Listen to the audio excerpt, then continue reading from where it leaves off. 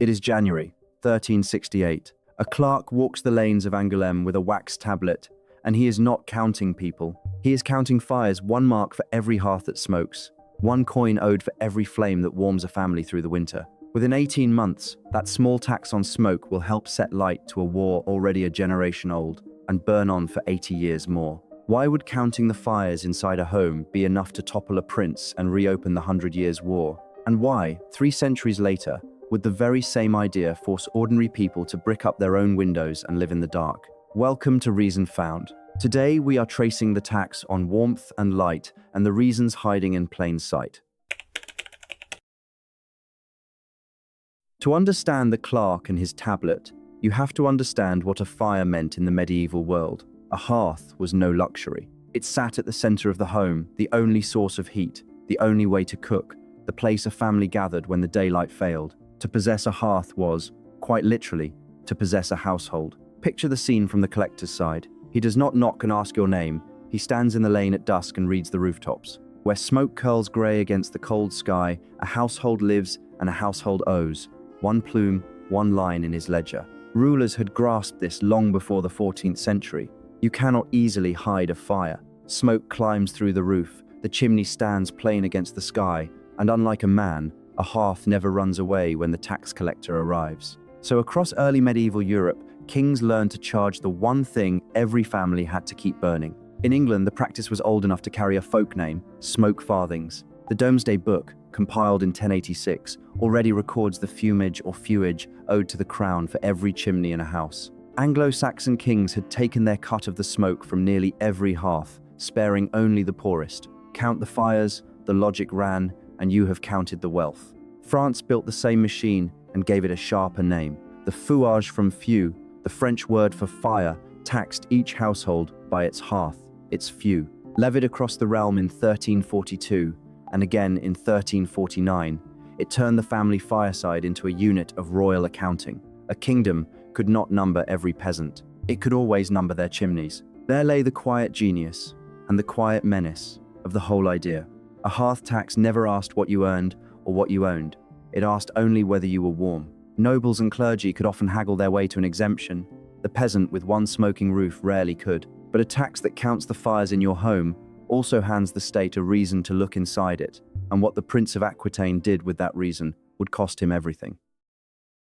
By 1367, Edward of Woodstock, the Black Prince, eldest son of the English king and the most feared soldier in Europe, ruled a vast principality across southwestern France. He had won it at the point of a sword, crowned by his crushing defeat of the French at Poitiers. Then he gambled it away in Spain. The prince marched an army over the Pyrenees to restore a deposed Castilian king, took a brilliant victory at Nájera in the spring of 1367, and came home with nothing but debt and a wrecked constitution. He needed money, and fast. So in January 1368, he summoned the estates of Aquitaine to Angoulême and talked them into granting a fouage, a hearth tax of 10 sous, payable for 5 years. The edict went out on the 25th of January. Then the fires began to talk back. One man refused. Arnaud d'Amanieu, Lord of Albret, a Gascon noble who had fought at the Black Prince's own side at Poitiers, would not let the tax be gathered on his lands. Albret had grown sick of English officials swarming his country, and the hearth tax was the insult that finally broke his patience.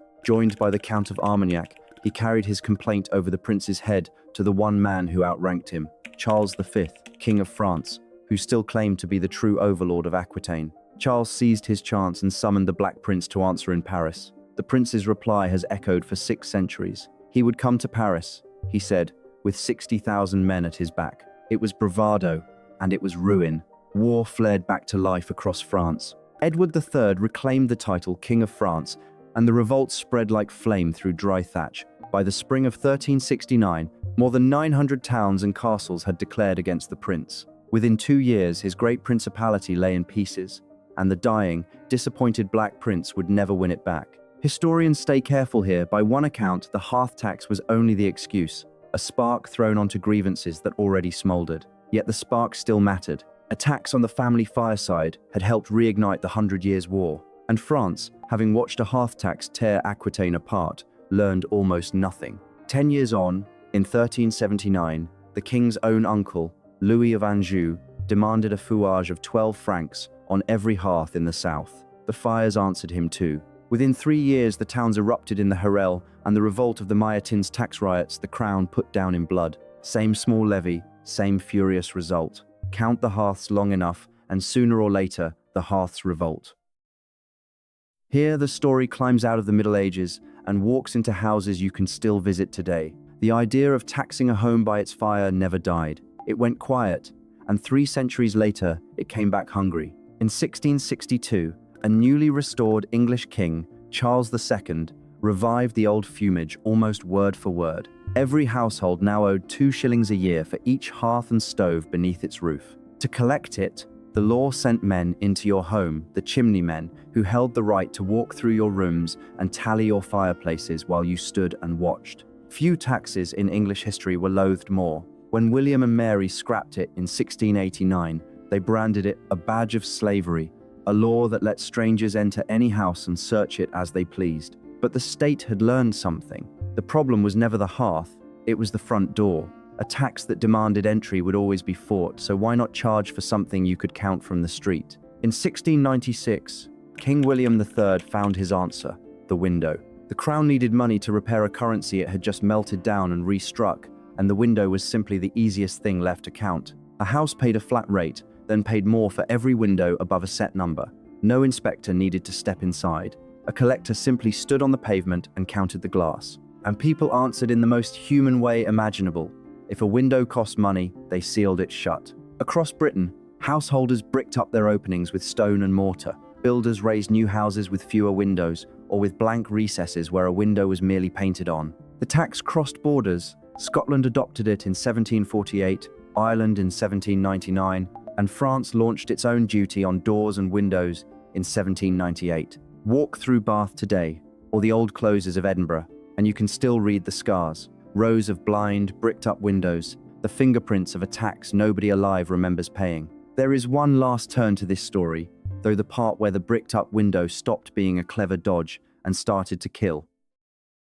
The window tax was built to be fair. By counting from the street, it spared the poor the indignity of the chimney man, and a small cottage with few windows paid little or nothing. That was the theory. The reality grew darker, in the most literal sense. In the crowded cities, the law made a cruel mistake. A great tenement block, packed with dozens of poor families, was counted by the taxman as a single dwelling, and so it was billed for every window in the whole building. To cut the cost, landlords bricked up the openings wholesale, sealing entire floors away from daylight. Whole streets of the poor lived behind walled-in brick, in rooms the sun never reached. The families inside paid not in coin, but in air. Light drained from their homes, ventilation stopped, and in those sunless, airless tenements, typhus and cholera found a perfect host. Victorian doctors gave the levy its lasting name. They called it a tax on light and air, and they meant a tax on health. The pressure built for decades, until, in 1851, Parliament finally repealed it. France clung to its version far longer, all the way to 1926. And the phrase, "people still mutter," when a price feels like theft, daylight robbery, is often traced straight to this tax. It is a lovely story. Historians simply cannot prove it, so we will call it what it is, a legend that fits the crime a little too well. So the next time you flick on a light, or feel the warmth rise in a cold room, pause on this for a moment. The two simplest comforts a home can offer, heat and light, were once things the state could count, charge, and take away. Power did not begin by taxing what you earned. It began by taxing what you needed. First the fire that kept you alive, then the daylight that fell through your glass. A prince lost a country over the first. The poor lost their health to the second. What you switch on without a thought, they paid for in coin, in war, and in the dark. If this kind of buried history is what you enjoy, a subscribe genuinely helps the channel. Thanks for watching. We will see you in the next one.